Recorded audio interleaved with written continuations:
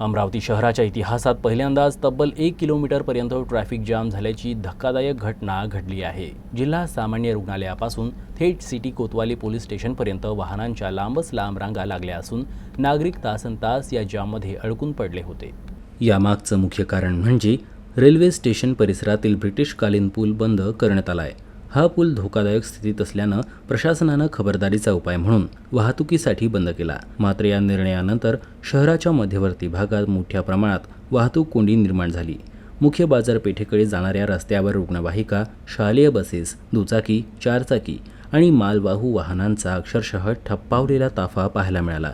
विशेषतः रुग्णालयाकडे जाणाऱ्या रुग्णवाहिका जाममध्ये अडकल्या असल्यानं नागरिकांमध्ये तीव्र नाराजी व्यक्त होत आहे। दरम्यान नागरिकांना झालेल्या या प्रचंड मनस्तापामुळे वाहतूक विभाग आणि महापालिका प्रशासनाच्या नियोजनावर प्रश्नचिन्ह निर्माण झालं आहे।